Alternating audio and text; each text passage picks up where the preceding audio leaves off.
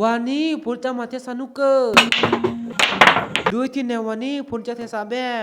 บที่หนึ่งคือลูน่าสวยที่สุดผมจะเทลูน่าก่อนที่สองผมจะเทตาด้าขึ้นไปตั้งแต่หมายเลขโคจนไปถึงหมายเลขสุดท้ายส่วนที่สามผมจะจบให้ได้ลูน่าก็เทลูน่าก่อนแล้วเราไปดูกันว่าในแต่ละเกมผมจะเทพระจักรคำเลือกตัวที่เบลแรกแต่ก่อนที่จะเลือกเราต้องทาหัวคิวก่อนแล้วจากนั้นก็เปิดสนุนเลยพอหลังจากที่ผมได้เปิดสนุนแล้วในคันนี้ผมจะเทลูกที่สวยที่สุดแต่ในคันนี้ไม่มีลูกในสวยเพราะฉะนั้นผมจะเบื่ออันนี้เลยในการเทคันที่โซนี้ผมจะเลยไปที่หมายเลข6ในการเทคันนี้ปรากฏว่าผมได้เทผ้าและในการเทคันที่3นี้ผมจะเลยไปที่หมายเลขที่2ในการเทคันที่3นี้ก็ปรากฏว่าผมได้เทผ้าอีกครั้งเพราะฉะนั้นในขั้นต่อไปผมจะเลยไปที่หมายเลขที่3แล้วก็เหมือนเดิมผมได้เทผ้าอีกครั้งเอาล่ะนะทีนี้ต่อไปผมจะพยายามให้มากขึ้นแล้วเราไปดูตัวรุ่นนี้กันว่าจะเป็นอย่างไรผมจะเทเข้าได้หรือไม่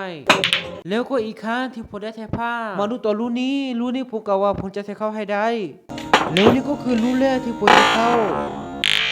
เอาล่ะเราไปดูตัวรุ่นต่อไปกันเอาแล้วพาอีแล้วเธอจุนี้ผมจะต้องบอกว่านาเตวินาทีนี้ไปต่อไปผมจะเป็นวิธีการตัดต่อวิดีโอซึ่งนาเตวินาทีนี้ไปต่อไปผมจะไม่เพิ่มความว่าอีแล้วหลังจากที่ได้เทสานุแล้วก็จะเข้าไปต่อที่เทสานุรุ่นต่อไปเทผ้าหนึ่งครั้งได้หนึ่งครั้งแล้วเรามาดูกันว่าค่าต่อไปจะได้ไหมรุ่นนี้ก็ได้แล้วเรามาดูคันนี้กันและคันนี้ก็เข้ามาอยู่ในนี้รุ่นหนึ่งแล้วมาดูคันนี้กันแต่คันนี้เทผ้าแล้วถึงคาที่เราจะเทผ้าแต่ในคาเทลูนี้ได้ลูกหนึ่งแล้วเรามาดูตัวลูกนี้กันแล้วลูกนี้ก็เทผ้าโจได้จากนั้นผมก็ได้เทผ้าแล้วผ้าอีกสั้นแล้วสั้นเล่าแล้วเรามาดูตัวคันนี้กันแล้วในคันนี้ผมได้เทเข้าไปดูตัวค่าต่อไปกันอีแล้วผมได้เทผ้าอีแล้วในโบโตซานุนี้ทั้งหมดจะมี10ลูกแล้วหน้าตัวนี้อย่าเหลือ3ลูกนั่นหมายความว่าผมได้เทเข้าไปได้7ลูกเรามาดูตัวลูกนี้กัน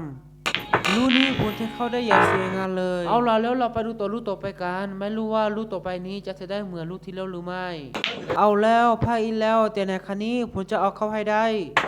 ซาโลอีกครั้งคันนี้ก็เทไม่เข้ามาดูตัวคันนี้กันหลังจากที่ผมได้เทไปแล้วก็ได้เข้ามาอยู่ลูกกันถือว่าคันนี้ฟูได้แล้วเรามาดูตัวลูกสุดท้ายนี้กันว่าจะฟูได้เหมือนกันหรือไม่อย่าว่าเธอฟูเลยในคันนี้ผมเทผ้าโจได้แล้วก็อีกครั้งที่ผมได้เทผ้าแล้วในที่สุดเบลแรกผมก็ได้ทัศน์แล้วต่อไปเราไปดูตัวเบที่สองกันแต่ก่อนที่จะไปถึงเบที่สองเราต้องตาสนุกก่อนหลังจากที่ตาสนุกแล้วเราก็ต้องได้เปิดหลังจากที่เปิดแล้วนะแปลว่าเกมที่สองของเราได้เริ่มโตขึ้นแล้วในเกมนี้ผมจะต้องเทตารางได้ขึ้นไปและรูแรกที่เราต้องได้เทก็คือหมายเลข6กติกาของเกมนี้ก็คือเราต้องเทให้โดนหมายเลขที่น้อยที่สุดก่อนที่จะไปโดนลูกอื่นถ้าเกิดว่าเราเทหมายเลขที่น้อยที่สุดแล้วลูกอื่นก็เผลอเข้าน่าถือว่าเราเทได้เอาล่ะแล้วตอนนี้ผมได้เทเข้าหมายเลข6แล้วต่อไปที่ผมต้องได้เทก็คือหมายเลข7หมายเลข7ผมก็ได้เทเข้าแล้วต่อไปก็คือหมายเลข8และหมายเลข8นี้ผมได้เทผ้าถึง2ครั้งและทันทีผมได้เทครั้งที่3ก็ได้เข้าไปที่รูเจนี่ต่อไปคือหมายเลข9ในการเทหมายเลข9ครั้งที่1ผมได้เทผ้าหลังจากที่การเทหมายเลข9ครั้งแรกผ้าผมก็ได้เทผ้ามาเรื่อยๆจนถึงที่2ครั้งแล้วในที่สุดในครั้งที่3ผมก็เทเข้าได้กว่าจะได้ลูกนี้มาไม่ใช่เรื่องง่ายต่อไปคือหมายเลข10แล้วเรามาดูกันว่าผลจะต้องเทหลายๆครั้งเหมือนหมายเลข9หรือไม่เทผ้าแล้ว1ครั้งกว่าจะได้หมายเลข10นี้ผลเทผ้าถึง5ครั้งต่อไปคือหมายเลข11เทผ้าแล้ว1ครั้งและทันทีผลได้เทครั้งที่2ก็ปรากฏว่าเทเข้าเพราะฉะนั้นต่อไปคือหมายเลขที่2หมายเลขที่2นี้ผลเทผ้า2ครั้งถึงจะได้ต่อไปคือหมายเลขที่3และหมายเลขที่3นี้ผลเทผ้าถึง5ครั้งกว่าจะได้ต่อไปคือหมายเลขที่4และหมายเลขที่4นี้ผลใช้เพียงครั้งเดียวแล้วเราไปดูตัวหมายเลขที่5หมายเลขที่5ผลเทผ้า1ครั้งแล้วเรามาดูตัวเบที่สกันเบที่3นี้ผลจะจบไปได้ลูกไหนก็เทลูกหน้ากองและลูกแรกที่ผมจะต้องเทก็คือหมายเลข10หลังจากที่ผมได้เปิดแล้วหมายเลข10นี้ได้เข้าไปอยู่รูเจนี่และหมายเลขต่อไปที่ผมจะต้องเทก็คือหมายเลข6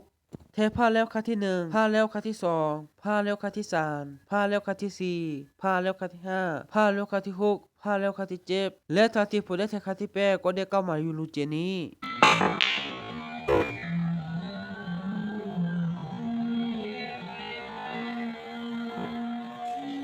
ห เราจะที่เทเข้าแล้วเราต้องจั่วไพ่ต่อแต่ถ้าเกิดว่าจั่วได้ลูกที่เทเข้าแล้วเราต้องจั่วใหม่อีกครั้งแล้วหมายเลขต่อไปที่ผมต้องได้เทก็คือหมายเลข8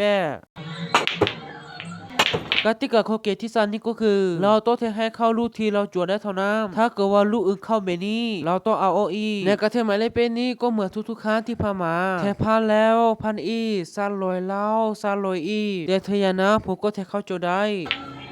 และหมายเลขต่อไปที่ผมต้องได้เทก็คือหมายเลข7แต่ไหนก็มาเห็นไม่ช้าแต่เธอยังไงก็ตามเราก็พยายามดูกันต่อไปและในกระเทหมายเลข7นี้ผมเทพัน2 ครั้งเธอจะได้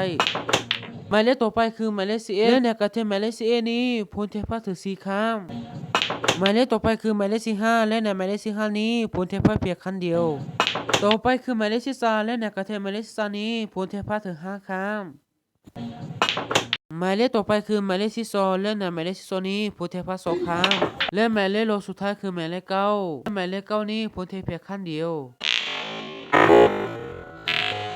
ต่อไปเราไม่จะไปโต้จั่วเพราะว่ามาเหลือแค่ลูกเดียวแล้วเรามาดูกันว่าในกระเทลูกนี้ผมจะเทพันจากครั้งสรุปแล้วในกระเทลูกนี้ผมเทพัน1 ครั้งเอาล่ะแล้วคลิปวิดีโอนี้ผมขอจบเพียงเท่านี้ถ้าเกิดว่าคุณชอบคลิปวิดีโอแบบนี้ก็อย่าลืมกดไลค์กดแชร์แล้วก็กดติดตาม